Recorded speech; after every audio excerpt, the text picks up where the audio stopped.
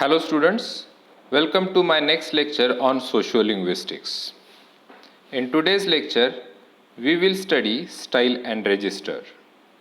But before that, let us have a quick recap of the previous lecture. In my last lecture, I dealt with social dialect and I said that variation in language due to the elements related to society is social dialect.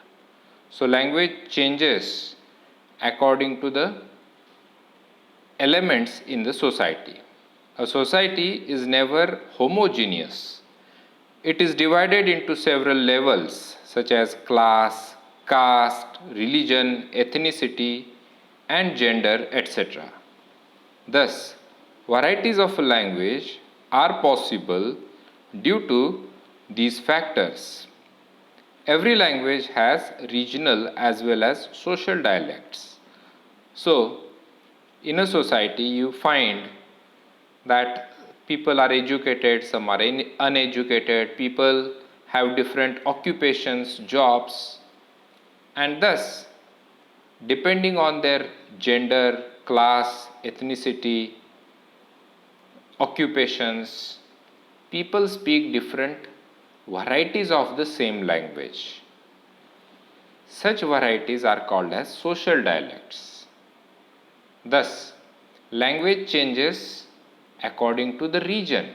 Similarly, language has different varieties because of these factors. Factors such as class, caste, religion, ethnicity, gender, occupation, etc. These elements play important role in having different varieties of a language. So, in a smaller geographical area or in a town, one can find people using the language differently. People use language differently because of various elements. People in a city or people in a small town, for that matter, do not speak uniformly. Even in a small village, people would speak differently because these elements play important role for their using the language. So, a variety one uses depends on various factors. If the person is educated, if the person has a person is high in the social rank, then the person will use different variety of the language.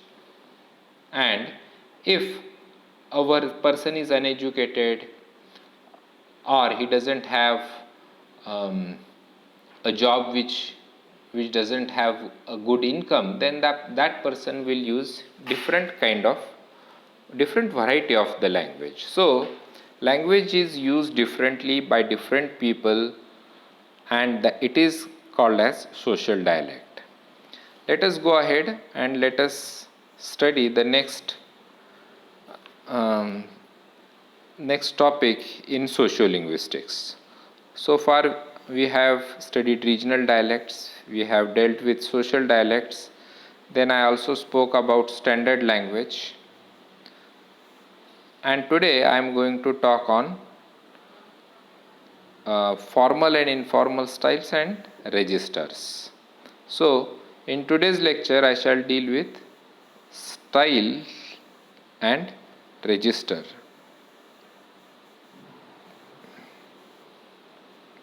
So let us start studying style. What is style? Style refers to the way we use language. Style has different meaning. The word style means also the the way one wears clothes, uh, the one the way one has his or her hairstyle, etc. So style is a word which is commonly used to refer to various aspects of a person. We often use this word that she is very stylish or his clothes are very stylish, etc. So style refers to one's appearance, how does one appear in public. But here in linguistics, style refers to the way we use language. So, language is used differently. Language can be used differently, that we have seen. This different way of using style is called way of using language is called as style. So the style of using a language is governed by circumstances. So what decides, or who decides what kind of style will you use? As you know, there are mainly two important styles, formal and informal styles. In formal styles, we are very polite, we use polite expressions. In informal style, we use informal expressions, intimate expressions, etc. So, all these things are governed, that is, what kind of style, what kind of language will you use is governed by or is decided by circumstances, where you are and to who you are talking to. These things are important in using style. For example, while talking to your friend, you can use informal expressions. You can use language informally. But if you have the same friend in a group discussion, you have to use formal style with him. For example, suppose you and your friend go to an interview, and at the interview the interviewer conducts group discussion, and in that group discussion you have your friend along with you. There you cannot talk informally with him or her. So circumstance decides your style of using the language. Right? So these things are important. Circumstances, that is, the place and the person who you are talking to, they actually govern the kind of language that you are going to use. So style refers to the way we use language. We use language differently because every language has some very polite and some very polite expressions for respect, and we use those expressions only to talk to certain people. Also, every language has some casual remarks, or every language has some informal expressions, and we know to whom we have to use these expressions. Now there are mainly there are 5 styles. First is frozen style. Now I have given you some examples: do not spit, no smoking, etc., or spitting prohibited, do not litter, no smoking, or do not smoke, smoking prohibited, etc. So you might have seen such expressions at public places. Frozen style of language is generally used in public places. This is the characteristics of frozen style. Then another important characteristics of frozen style is the subject is absent in it. Now look at the expressions on the screen: do not spit or no smoking, no smoking. What do you think? To whom the sentence is addressed to, or who is the subject of the sentence? Do not spit doesn't address to a particular person or to a particular group of people. Similarly, no smoking in this expression, it's not a sentence basically, it is a short expression, but it doesn't have subject in it. So in frozen style, the subject of the sentence is purposefully omitted. The subject is not mentioned because it is not for a specific group or to a particular person. It is addressed to public in general. It is addressed to everyone. So do not spit means no one is allowed to spit. No smoking does not mean that only males should not smoke. No smoking means smoking is prohibited, smoking is not allowed here, and hence no one should smoke. So, in frozen style, basically it is used in public places. Uh, Frozen style is used for giving instructions, for making people aware of certain things. They are reminded to do certain things, to follow the rules, etc. And frozen style doesn't have subject in it. So these are three important characteristics of frozen style. Then next comes formal style. So if we, for example, take a scale, or if we say that frozen is at the farthest end of the style, so this is frozen style, then comes formal, then comes neutral, this is formal, this is neutral, then comes informal style, and finally comes intimate style. So we are going to study all these styles in detail. Now formal style has polite words and expressions. For example, may I come in, sir? Or may I come in? This is a very formal expression. Or may I ask you to open the window? Could you open the window, please? Etc. Such sentences are the markers of or examples of formal style. So formal style is marked with polite words or polite expressions. Formal style is marked with respect, or through formal style you show a lot of respect for the listener or to the person who you are talking to. Thus, you use polite words such as excuse me, please, mind you, may I. See, for example, can I come in and may I come in? Both the sentences have some difference in it. Can I come in is less formal, whereas may I come in is very formal because of the auxiliary may in it. So may shows respect, may shows humbleness. So in formal style, you use polite expressions, words, you show a lot of respect to the other person, you show that you are very humble, kind to the other person to whom you are talking to.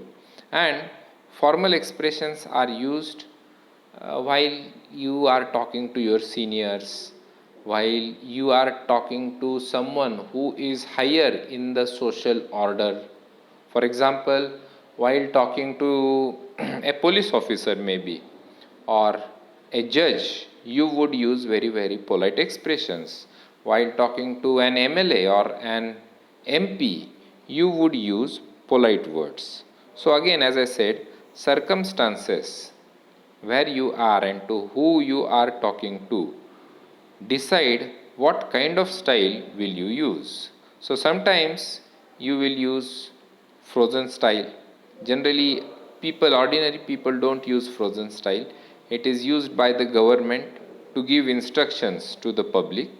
We often use formal style with the help of polite words and expressions. Then there is neutral style. Neutral style is generally used to show, you use this kind of style while talking to strangers or while talking to the people who you are not very close to. So, as the name suggests, neutral style is neither formal or nor informal, it is in between. So, neutral is you speak or you communicate with the person with less emotions, with less friendly manner, or without giving him or her too much respect.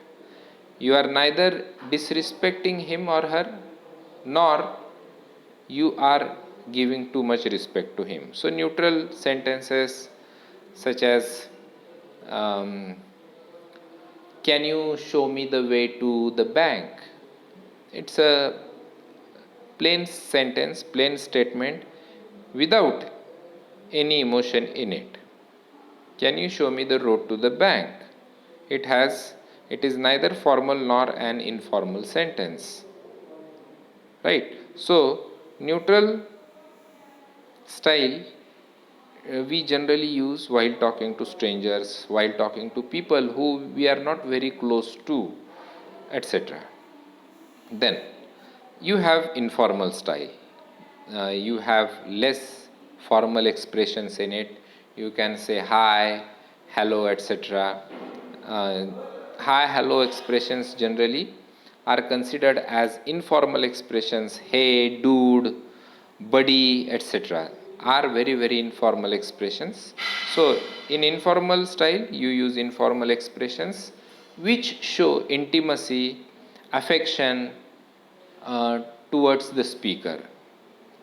So, informal style we often use while talking to our friends, relatives, etc.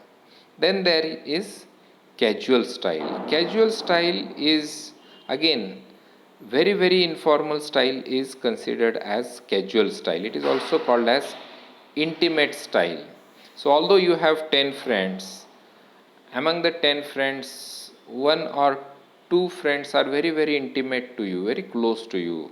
And while communicating with these two friends, you use, special kinds of expressions. Sometimes you jokingly or in a light manner abuse them, and the all the friends also don't mind it. So, such style is called as intimate style. So, basically, these are 5 styles in a language. Every language has these 5 styles. Now, let us go ahead.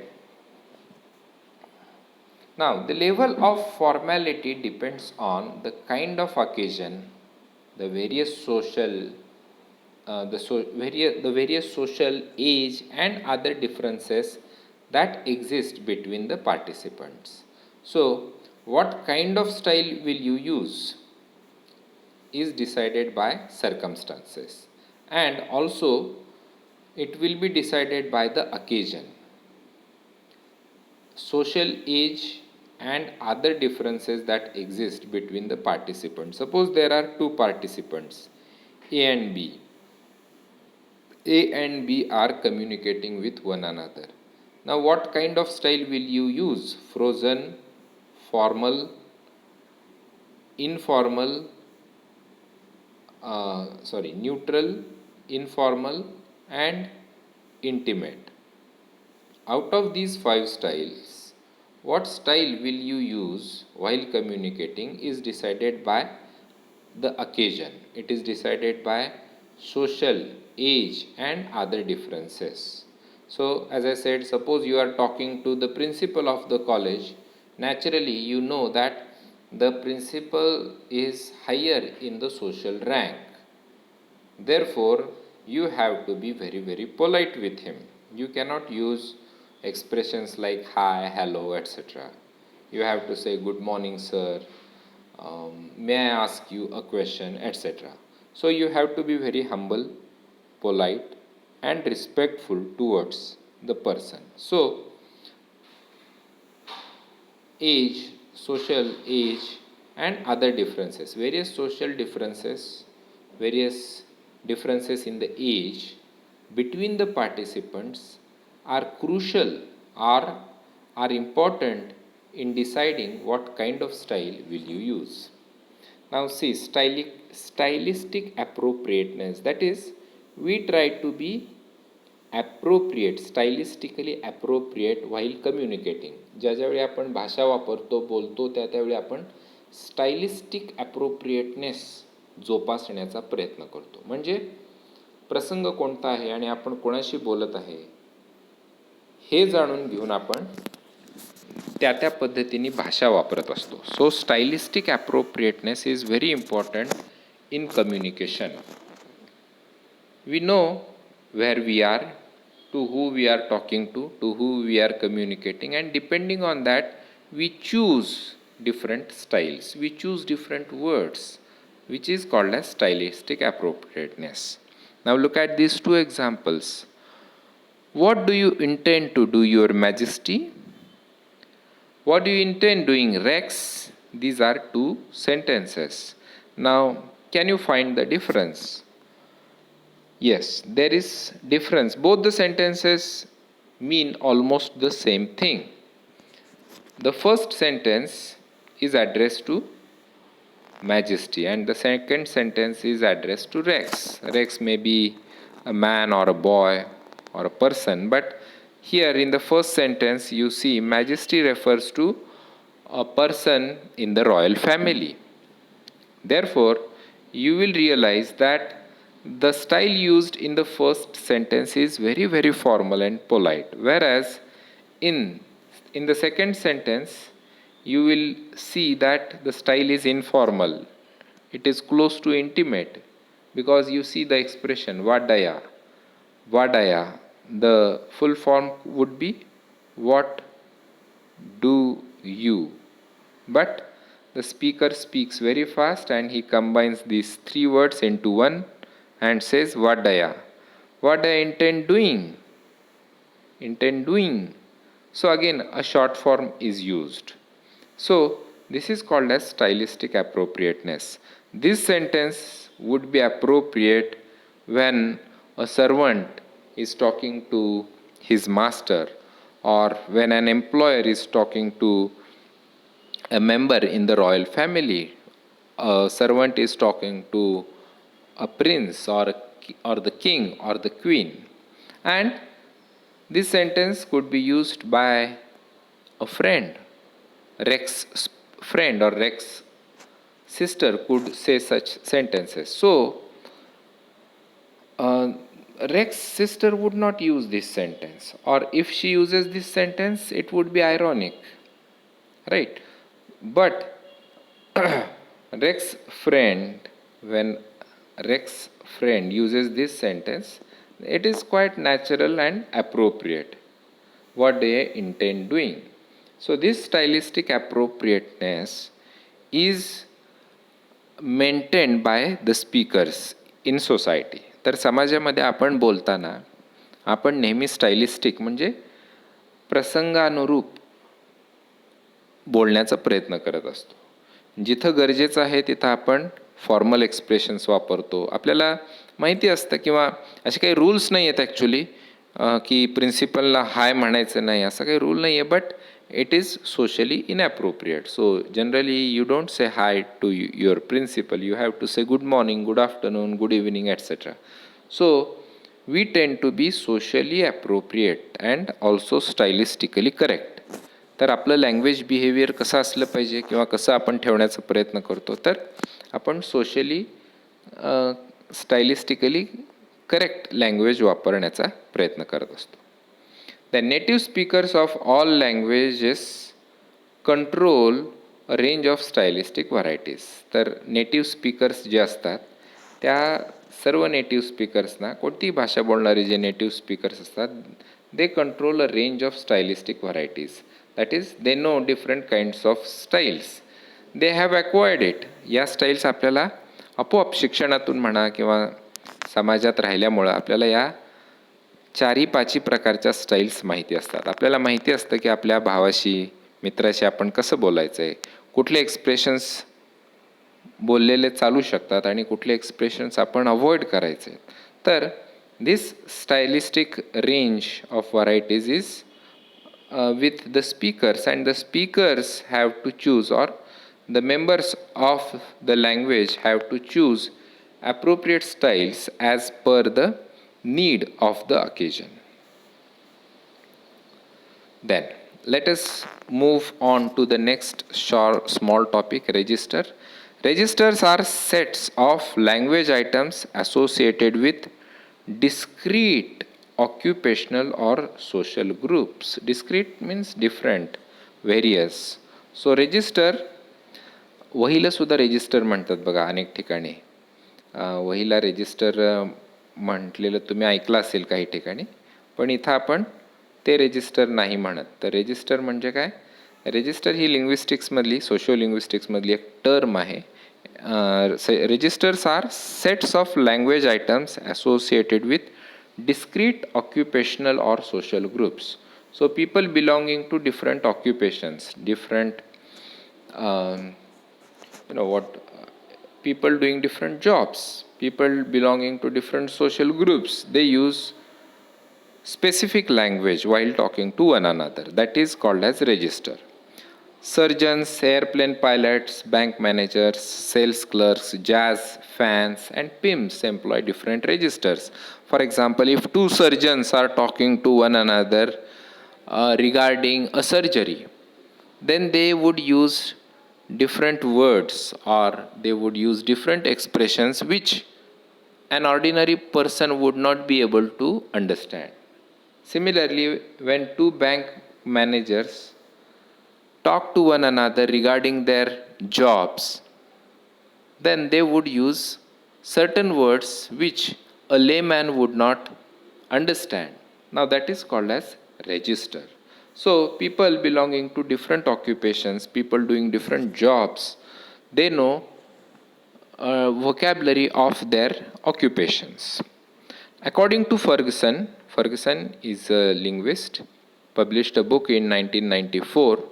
In the book, he says that people participating in recurrent communication situations tend to develop similar vocabularies, similar features of intonation, and characteristic bits of syntax and phonology that they use in these situations. That is, in short, किंवा या कोटचं explanation मी थोडक्यात सांगतो की people who belong to certain professions, they develop similar vocabularies. एकाच व्यवसायातले लोक हे त्यांच्या व्यवसायाची vocabulary, त्यांच्या व्यवसायात वापरले जाणारे शब्द ते जाणून असतात.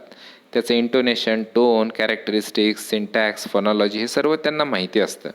त्यामुळे ज्यावेळी दोन इंजिनियर्स एकमेकांशी आपल्या व्यवसायाबद्दल बोलतात, दोन डॉक्टर्स एखाद्या आजाराबद्दल किंवा रोगाबद्दल बोलत असतील, किंवा दोन कामगार, मजूर आपल्या कामाबद्दल एकमेकांना सांगत असतील, बोलत असतील, then they use certain words, certain syntax structures and फोनॉलॉजी.